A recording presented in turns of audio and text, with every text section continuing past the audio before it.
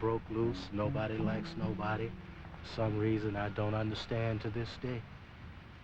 I just don't understand it. I'm the only one, Tony, and I stand up to these people, even in court. You see him over there? That's him with the dog. Rockwilder. I guess he will sick him on the next gay that move in. It's not funny. It pisses me off. It's a wonderful place to live, but only because of these people, I feel I must go because the justice system failed me. Me and my friend, the justice system failed us. We were told that they have rights too, that they have rights to be here, which basically tells me that the only way that I'm going to get some peace, since they're not leaving, I'm going to have to leave. One life to live. I know I'm not going to be able to escape this, because this is racism and discrimination is here, you know, and I know I may go somewhere else and encounter the same thing, but I think it's kind of hard when normally your home is where you go to escape things, and I can't escape here. You know, we have done everything within our power, you know, not so much to be liked, but at least to be accepted. Or I'll have changed that from accepted. How about tolerated? When the law does not work for you, what do you have? What avenue or what road do you take? This is about a month after or maybe a couple weeks after the incident. I was trying to file this incident as a hate crime with the Chicago police, and the police officer refused to let me file the hate crime. I told her that I knew hate crimes existed. She said, no, they don't. And she later said to, this is a Chicago police officer, she later said to a member of the media, I don't know whether this woman's been watching too much TV or what, but there's no such thing as a hate crime. At which point in time, we started to do whatever we could to educate them about the fact that this was a hate crime. We talked about the fact that he had said to the police officer that he thought I was a boy, and when I blew him a kiss, that's why he responded by spitting on me, which is, you know, admits his motivation. And they ultimately decided that it was not going to be a hate crime because of a couple reasons. First of all, because we never got him to say why he spit on me. And there were no one knew whether he had actually said anything. I'm sure he did. Of course he said something to us, but he was in a crowd of 40 people who were shouting things at us. So of course we didn't notice what he might have said. So because I didn't stop and say, hey, why'd you just spit on me? Stupid me, I thought it was obvious. Because I didn't stop and say that, ask him that, and he never said anything. They said there's no way we can prove that it was because you're in the demonstration. What if he just didn't like you? The reason that they didn't want to prosecute my bashing as a hate crime is because it's embarrassing to the government. And so yes, they leave loopholes in these laws that they feel they have to pass because there's so many people yelling at them, the legislators, to do so. Under the law in Illinois as it stands, a hate crime has to take place evidently all in one fell swoop. The car drove up, they yelled at us, and then drove away, actually just a few feet.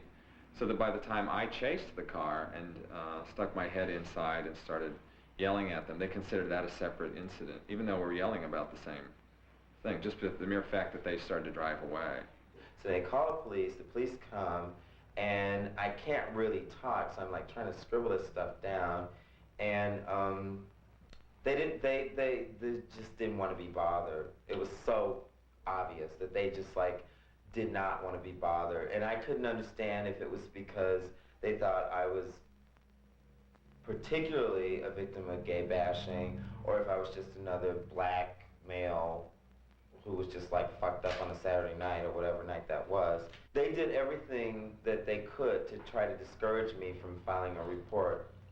But I remember thinking, why aren't they like trying to like help me catch these guys? You know, they wanted me to just sort of go away. And we have to remember that the police officers who may be, you know, committing a hate crime themselves or refusing to give proper service to gay and lesbians are a cross-section of our community. Our community is extremely homophobic, our community being Chicago, being Illinois, being the whole U.S. So you're going to get a representative sample. Some of these people are going to be homophobic and some of these people won't be, or bigots in general. My issue with that is that I don't really care if you're a bigot, but your job as a police officer is to not be a bigot. So when you're on the job as a police officer, you need to keep your bigotry to yourself and perform your job equally to serve everyone. As their card reads, protect and serve. It's usually a great big joke in the gay and lesbian community. Who are you protecting and who are you serving? Hello, my name is Marcello Hagen. On December 27, 1991, while waiting for the bus, my lover and I were assaulted by a male around 25 years of age because of our sexual preference. The man was panhandling, and when I refused, I was called faggot and assaulted at the same time. The man shoved me into the street and then punched me in the face, resulting in a cut above my left eye. At this point, my lover noticed a police car passing by and ran over to ask them for assistance. The police officers pulled up and said that they will drive us to the nearest emergency room. I was bleeding profusely. We informed the officers that we were both persons living with AIDS and reminded them to be careful about any blood contact. After hearing this, the police officers began to verbally harass us, calling us faggots and queers.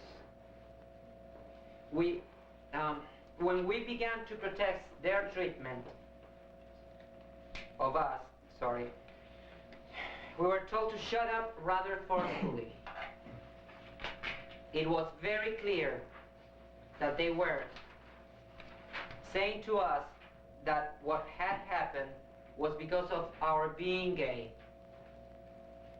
I think it's pretty well acknowledged that the hate crime statute as it stands right now is a very, very difficult thing to enforce, and it's being made more difficult by the people who are supposed to be enforcing it because of their lack of education, because of their personal discriminations, because of the institutionalized discrimination that, you know, is sanctioned by every level of government. Because, you know something, if ours wasn't tried as a hate crime, what about the ones that are much more subtle? What about the ones that don't have 40 guys yelling, "You fucking faggot, I'm gonna kill you now"? You know, what choice do they have, you know?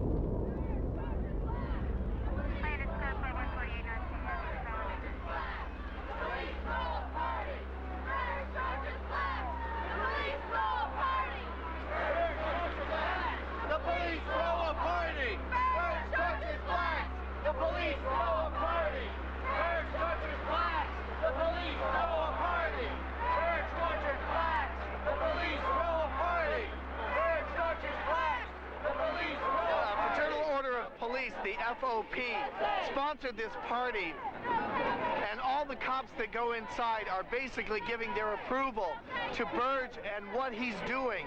He's using electric shock torture, he's using Russian roulette, he's using dry submarino, which is covering somebody's face with a bag until they suffocate. Sometimes they have to bite through the bag just to breathe, and he does this to get confessions, quote unquote, out of these people. When you think about police brutality, it is a gay issue, it's a queer issue.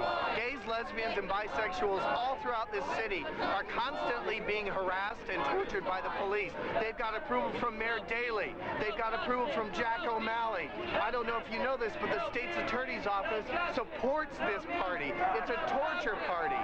So all I'm trying to say is inappropriate behavior cuts across the spectrum. But to say to me, because you're the superintendent of police, you should be able to guarantee that all these police officers that come out of the academy will not behave inappropriately when they go into the field, I think you're putting more on me than even God could guarantee. These cops aren't stupid. They know how to get away through the system. They drag you into the alleyway, do whatever they're going to do to you, knowing full damn well it's our word against yours or theirs, okay? Now look at the equation, all right? We're already victimized. Where our hands are tied.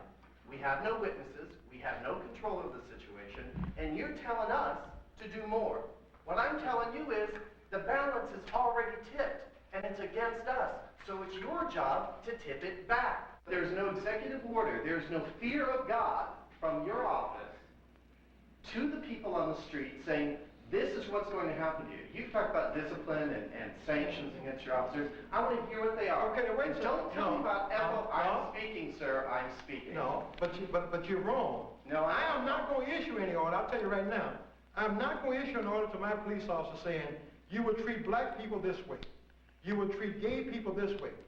My orders are, you're going to treat people like they're people. but they're not doing it. I know that. I'm trying to give you real life, and you want to tell me about utopia. This is what we've got.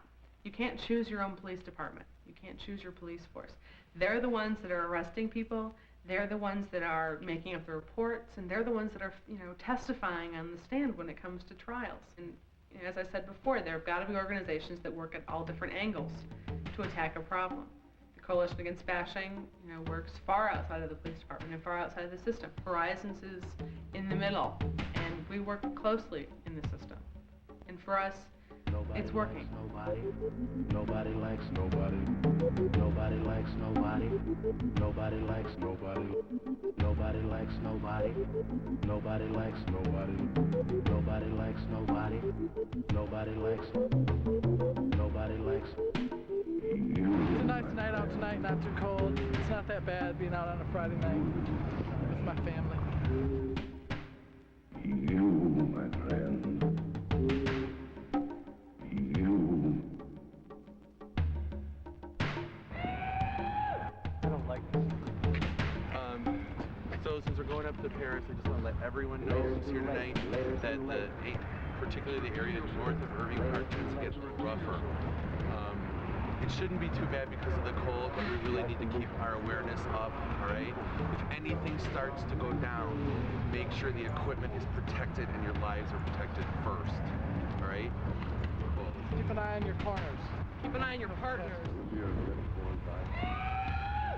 I don't like this neighborhood. People are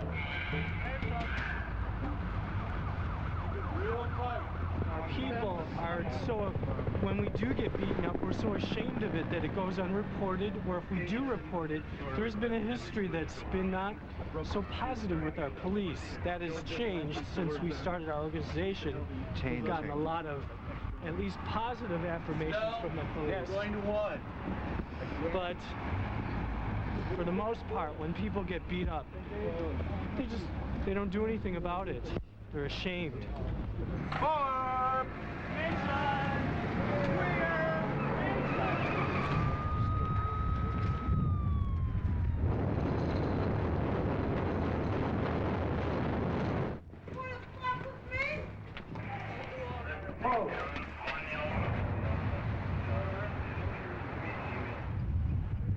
You guys are going to do the alley, all right?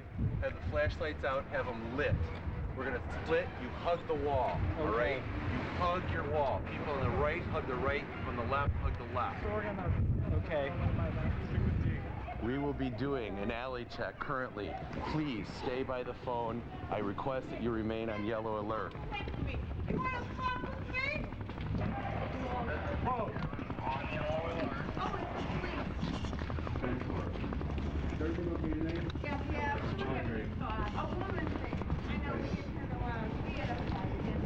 Everything's fine, then. Arguing over a man, it's really nothing to get shot about. I'm not. We're fine. Scare us to death for nothing. What the hell's your goddamn problem? Fuck you. They're doing what they want to do.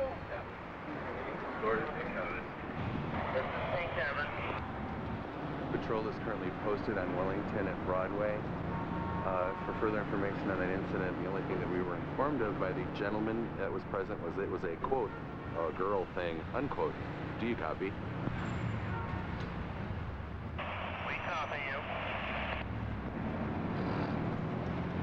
Patrol continuing northbound on Broadway from Wellington. Formation. Hey, Kevin, copy you. There's this wonderful misconception that gay men and gay women are these limp-wristed little airy fairies, and hey, stereotypes have their place, but not here. Not here. Not here.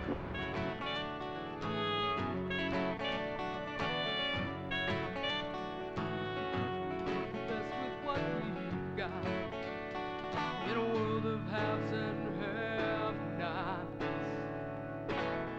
See, you can't get here from there if you don't have what we want. I think it's an acquired taste.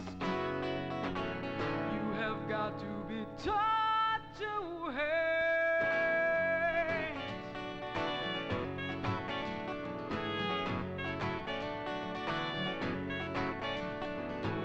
Closed minds walk through open doors. It's the policy of privilege. It's not fair, but that's the way it is. The policy of privilege. No need to contemplate. You throw your hands up in the air and call that fate. Call it what you will. You call it anything but real. And the most consistent question is why.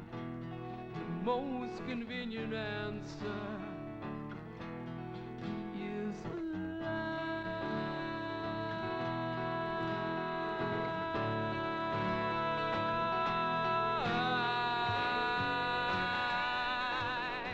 A lot of people just don't think that what happens to gay and lesbian people is important.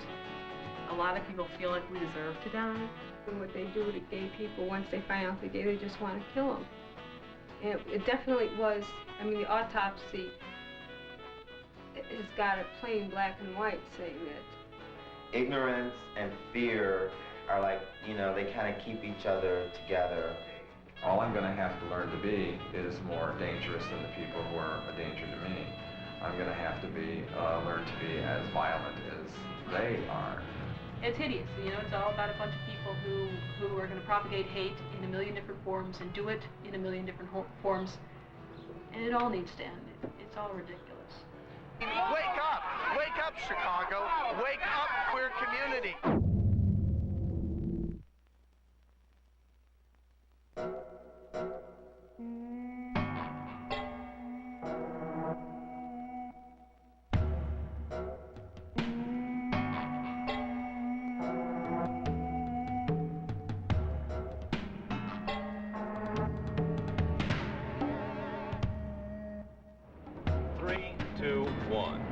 The people who live in this neighborhood just 2 blocks from Wrigley Field say they are not surprised by what happened this morning.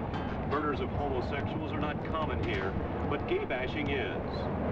This is the second time in a month. I think it's getting a lot worse, and I, for one, am scared. The bottom line is someone got shot last night because someone else didn't like who or what they were being. We're a community that's clearly under attack.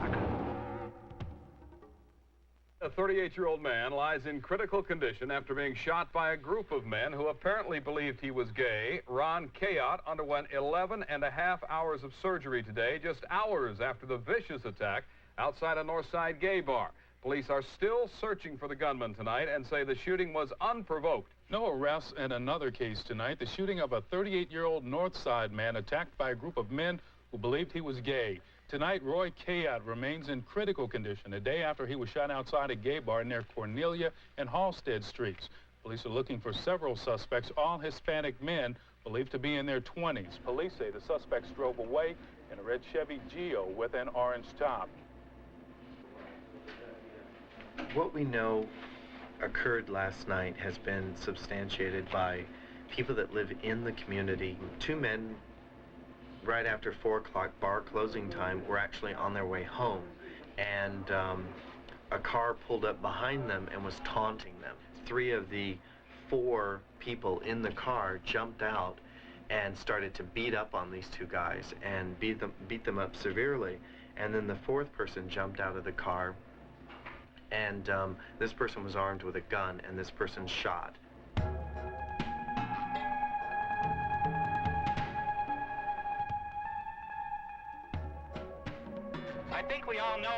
gathered here. Frank Brody, Robert Teresi, and now Ron Kayott. We're here to express our anger and to show our strength. It was obviously a hate crime. They were armed, they were ready to kill somebody, and they tried to do that. And we're just hoping that this man pulls through. We're here! We're queer! Get used to it! We're here! We're queer! Get used to it! Homophobia is the cause of this violence. Homophobia is perpetrated through our institutions, our ideals, and the households in this society. Hey, hey! Ho, ho! Homophobia's got to go! And also, if anybody starts to get on, if there are any problems within the parade, the police officers want us to handle it. Okay, if something is out of control, they'll definitely step in, but people have all been instructed that we're to address the situation first. There is